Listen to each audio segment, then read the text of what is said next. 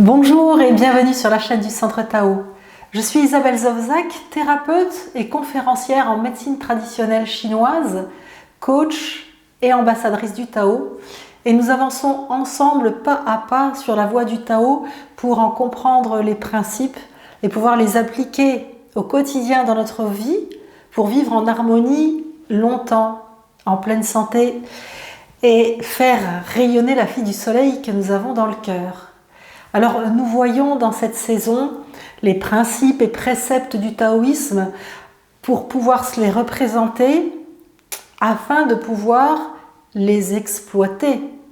Et pour les exploiter, eh bien, il y a lieu de prendre conscience de ses énergies et notamment de son énergie Yuan Qi, cette énergie originelle qui nous vient du Tao et qui est centrée au niveau justement du centre du corps, dans le dantian inférieur, même si ce dantian est inférieur parce qu'il y en a un sous le nombril, un au niveau du sternum et un au niveau du troisième œil, le centre de notre corps, il est juste en dessous de notre nombril. Donc on appelle cette énergie en Qigong le Qi central parce qu'il vient du dantian inférieur, mais c'est cette énergie inné qui nous est donné à notre naissance, ce potentiel vital qui est logé dans nos reins, qu'on va apprendre à utiliser en Qigong ou en méditation taoïste et qu'on va apprendre à nourrir pour renforcer notre vitalité. Alors, je vous ai expliqué des choses dans les capsules précédentes, donc si vous ne les avez pas vues, je vous invite à aller les voir. Pour les voir, il suffit d'aller dans l'onglet playlist de la chaîne et vous allez dans la playlist gestion des émotions saison 3. Vous pouvez voir les autres saisons aussi, mais tout ce qui concerne la saison 3, c'est justement l'explication des différents principes taoïstes pour amener à des pratiques de méditation et de Qigong ou de Tai Chi Chuan qui soient pertinentes parce que en connaissance justement de ces principes, de cette énergie, d'où elle vient et qu'est-ce qu'on va en faire. Alors, quand on a pris conscience des énergies qui nous composent, vais-je dire, eh bien, on va apprendre à les utiliser. Et il y a des utilisations qui sont extrêmement complexes. Quand on fait de l'alchimie taoïste, c'est-à-dire non pas changer le plomb en or, mais c'est une image qui fait que justement on peut changer le plomb en or. Si vous visualisez l'air que vous respirez et ce que vous mangez comme étant du plomb, et que par des exercices de méditation et de Qigong, vous allez le transformer en énergie du dantian inférieur, c'est-à-dire en or, à ce moment-là, on peut comprendre cette terminologie de l'alchimie taoïste. Mais avant d'en arriver à des exercices aussi complexes, compliqués, et qui demandent des années, voire toute une vie de pratique pour le ressentir, eh bien c'est important de commencer à sentir sa propre énergie vitale.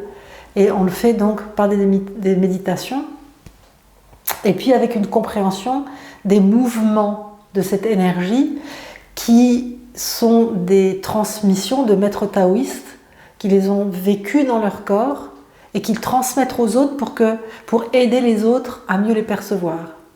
Le risque, tout de même, étant que, à partir du moment où on connaît les déplacements des énergies, on peut simplement mentaliser en se disant « Ah ben c'est bon, je les déplace dans le bon sens », alors que c'est notre mental qui le fait et pas notre exercice sur notre énergie. C'est donc toute la difficulté qu'il y a à pouvoir, dans un côté, comprendre et puis en plus après le ressentir.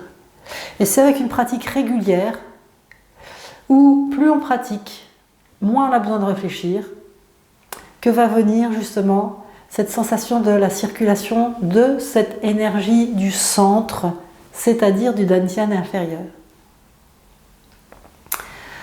Alors, pour la ressentir, on peut faire une visualisation, donc toujours en méditation, visualiser venir se centrer dans ce point-là et par exemple visualiser que c'est une boule de feu qu'on va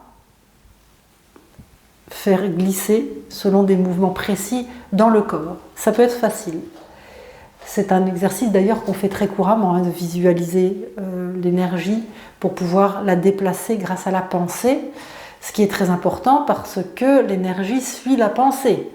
Donc on voit bien quand même que même s'il y a des limites à mentaliser ce que je vous explique, on ne peut pas avoir d'action véritable sur notre chi si notre pensée ne le guide pas. C'est par exemple très utilisé en sophrologie. On fait des exercices comme par exemple penser à son petit doigt droit. Faites l'expérience, vous allez voir que si vous pensez à votre petit doigt droit, il va chauffer parce que vous allez envoyer de l'énergie, vous y pensez, donc l'énergie y va.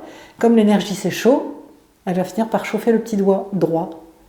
Donc ce genre d'exercice peut déjà vous faire comprendre tout simplement que vous avez une action sur votre énergie par la pensée et c'est formidable.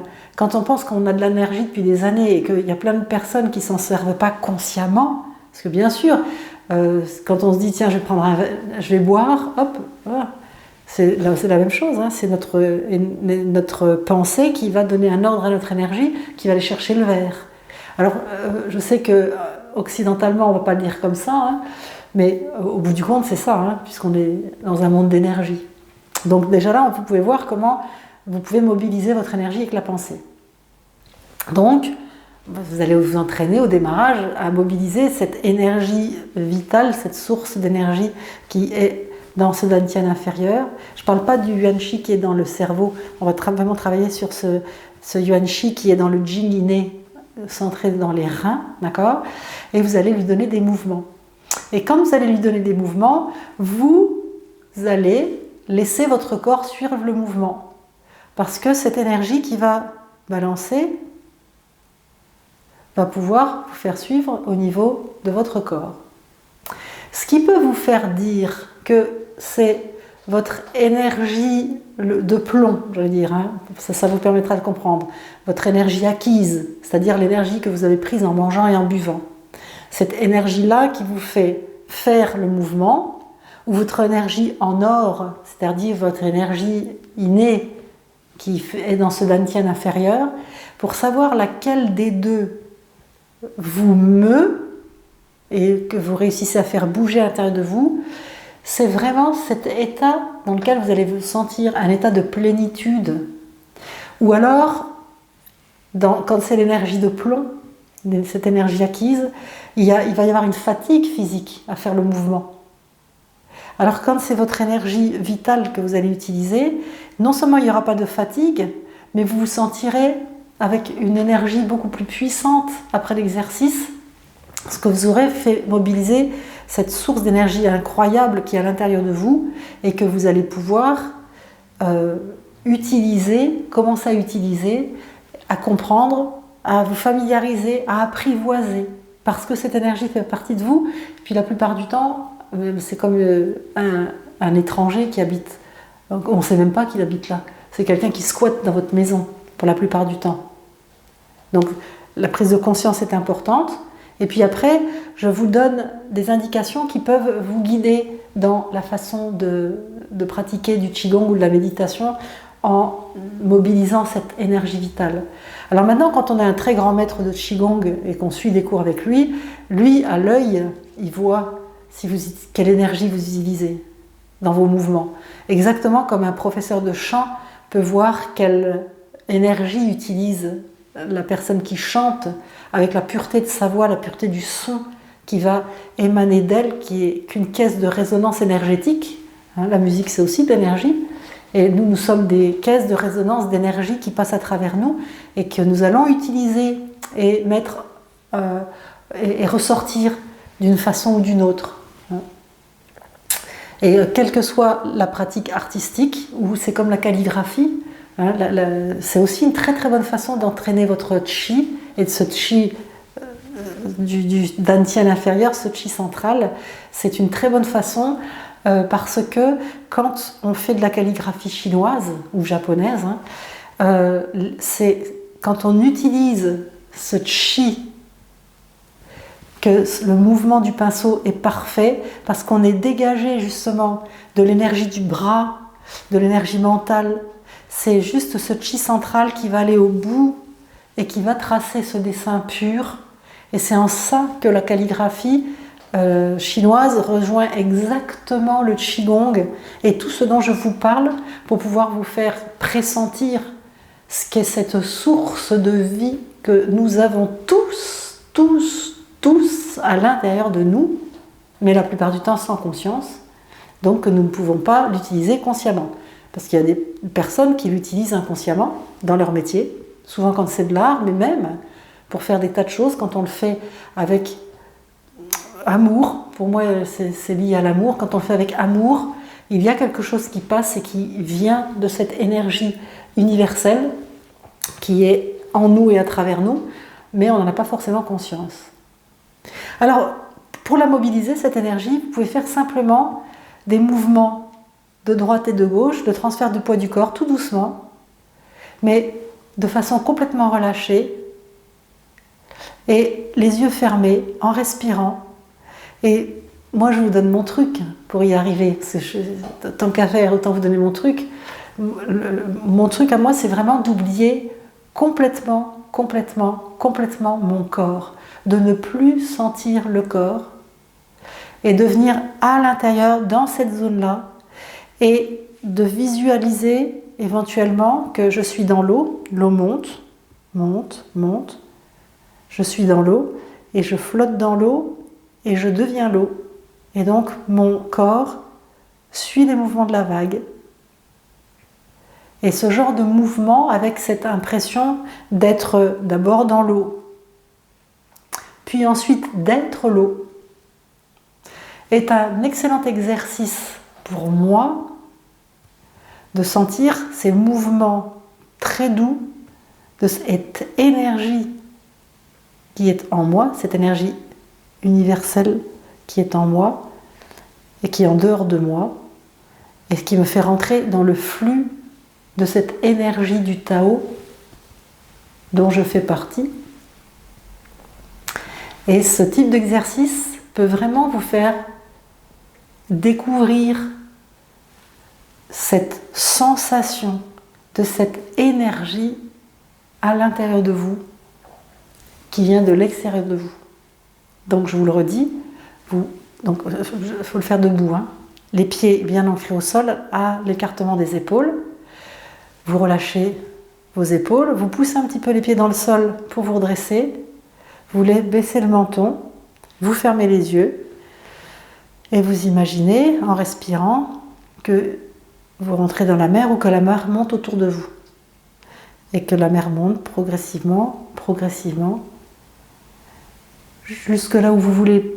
Si le fait de visualiser que la mer vous enveloppe totalement, vous aurez du mal à respirer, visualisez que l'eau vous arrive jusqu'au cou ou jusqu'au nombril. Quand vous êtes dans l'eau et que vous bougez et que vous oubliez que vous êtes vous et que vous êtes l'eau, et bien déjà là, c'est un exercice qui va vraiment vous amener à ressentir ce que je vous explique. Alors, je vous explique juste les mouvements de cette énergie du centre, hein, du dantian inférieur. Quels sont-ils? Mais avant de les ressentir, ça va être du boulot, sauf si vous faites déjà du qigong depuis un bout de temps et puis que vous êtes sensibilisé à ça, ou alors parce que vous êtes extrêmement réceptif et que vous ressentez ça d'une manière très très spontanée. Voilà. Mais les mouvements de cette énergie centrale se font en spirale, et quand on est dans un mouvement d'ouverture en qigong, hein, par exemple, on va faire un mouvement d'ouverture, cette énergie centrale chez les hommes, elle part à la droite et en arrière, et en descendant à l'ouverture, ici, hop, hop, et elle remonte par la gauche dans le mouvement de relâchement, en fermeture, et par la gauche. Ok? Donc, en gros, par la droite, elle part,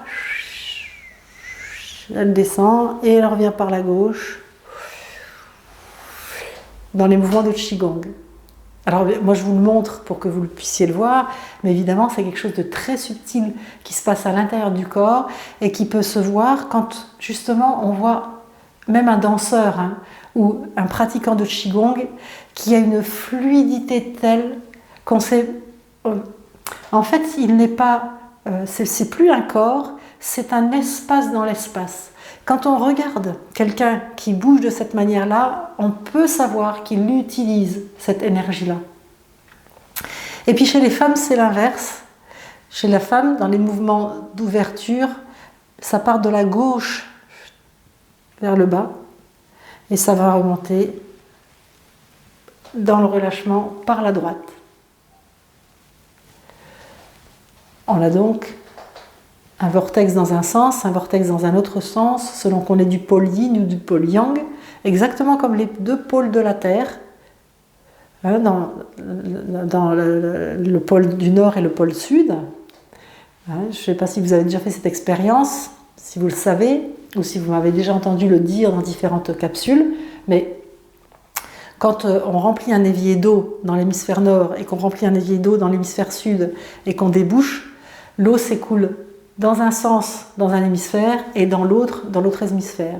Il y a des vortex d'énergie qui ne sont pas les mêmes selon le pôle yin, le pôle yang, et c'est la même chose au niveau des énergies féminines, masculines. Cette complémentarité yin-yang. Et c'est pour ça, j'en profite pour le dire, que je suis très féministe pour la reconnaissance de l'énergie féminine comme étant complémentaire de celle de l'homme et non pas soumise à l'homme. Alors, je vous l'ai dit pour votre culture, ce que je vous propose de faire, c'est cet exercice, de rentrer dans l'eau et d'osciller, et de vous rendre compte que quand vous laissez aller par cette énergie universelle, je l'appelle comme ça pour une compréhension simple, mais c'est votre énergie donc, qui est localisée dans votre dantian inférieur et qui est cette source de vie intarissable issue du Tao, eh bien, faites déjà ce type d'exercice et ressentez à l'intérieur de vous ce que vous ressentez quand vous n'avez plus de corps et que vous êtes l'eau dans ces mouvements. Alors, dans la capsule précédente, je vous avais dit que je vous expliquerais le rôle des 5 animaux dans la méditation taoïste, des 5 animaux protecteurs. Alors, sur l'arrière, la tortue noire, elle est là parce qu'elle a une carapace et que c'est ce qui va nous protéger le plus de l'arrière parce que nous ne voyons pas ce qu'il y a dans l'arrière et ça nous protège aussi de notre inconscient. Ça représente l'inconscient, la tortue. Et ça nous protège de tout ce qui peut venir nous attaquer et qu'on ne voit pas. Le tigre blanc, à notre droite, va nous protéger. C'est le côté féminin, le côté yin. Il va protéger le côté yin en préservant notamment notre intuition, alors que le dragon vert à notre gauche va protéger le côté yang en étant très lucide, très guerrier, très yang. Et le phénix rouge devant, lui, peut préparer son envol, c'est-à-dire qu'il va nous permettre d'avoir la vision du cœur et de protéger notre cœur. Et le phénix jaune à l'intérieur, comme je vous le disais d'ailleurs par ailleurs, il protège le corps en lui-même et il nous protège aussi de nous-mêmes. Donc quand on fait cette méditation des 5 animaux protecteurs, et si vous ne l'avez pas vu, je vous invite à visionner les capsules précédentes, eh bien, c'est une façon de se protéger de tout et de s'élever au-dessus aussi pour avoir une vision, la vision du cœur. Donc, moi, je vous avais montré animal par animal. Bien sûr, vous pouvez le faire pour juste un animal quand vous en avez besoin, si vous avez besoin de protéger vos arrières ou de voir plus haut ou d'avoir un guerrier à côté de vous ou une protection plus féminine, plus douce ou de vous protéger de vous-même, vous pouvez simplement faire une visualisation d'un animal. Par contre, si vous avez besoin d'une protection renforcée, que vous êtes fatigué, que vous êtes mal dans votre peau, que la vie vous semble lourde, pénible, à ce moment-là, faites les 5 animaux Donc vous vous préparez, vous souriez à chaque organe, vous faites le bois, le feu, la terre, le métal, les reins. D'accord? Donc le dragon, le phénix rouge, le phénix jaune, le tigre blanc, la tortue noire, dans l'ordre, à chaque fois en allant sourire à votre organe, en visualisant sa couleur qui est une énergie, toute énergie, chaque couleur est une énergie, et puis en positionnant les 5 animaux tour à tour, autour et à l'intérieur de vous pour faire une énergie protectrice et qui va vous renforcer. Et faites l'exercice pour commencer à sentir votre chi, yuan chi, ce chi du dantian inférieur que vous portez en vous, peut-être avec conscience ou peut-être sans conscience jusqu'ici. Bon, on va se retrouver pour la suite, continuer à percevoir tout ça pour vous aider à harmoniser votre vie, à faire rayonner la fille du soleil que vous avez dans le cœur. Si vous voulez partager cette vidéo, vous cliquez sur la flèche partager et il y a un lien qui s'affiche et vous pouvez copier-coller le lien et l'envoyer à des gens ou le partager sur des réseaux sociaux. Je vous en remercie d'ailleurs. Si vous souhaitez télécharger l'e-book qui vous permettra de comprendre la base de vos énergies, les émotions qui sont liées aux différents organes, et puis une base pour réguler ces énergies, vous pouvez télécharger l'e-book que je vous ai proposé en cliquant sur le bouton télécharger qui va s'afficher à la fin de cette vidéo sur le template qui sera là. Et puis vous pouvez vous abonner à cette chaîne en cliquant sur le logo du Centre Tao, juste à côté de moi, ou en cliquant sur le bouton s'abonner que YouTube met en bas des vidéos. Vous pouvez m'écrire à isabelle@centre-tao.com. Vous pouvez aussi mettre des commentaires sous la vidéo. Et si vous voulez aller plus loin avec moi, eh bien vous pouvez aller sur mon site www.centre-tao.com. Vous allez dans l'onglet formation et vous verrez quelles sont les différentes formations que je peux vous proposer et qui, à l'intérieur, réunissent tout ce qui est Qigong, taoïste, médecine chinoise, taoïste, de la diésothérapie taoïste, les tuinas, l'acupuncture, tout cet ensemble que vous pouvez utiliser pour vous, ce qui est la base de la purification des énergies du corps et de l'esprit pour aller plus loin sur la voie du Tao. On se retrouve pour continuer ensemble. À bientôt, ciao.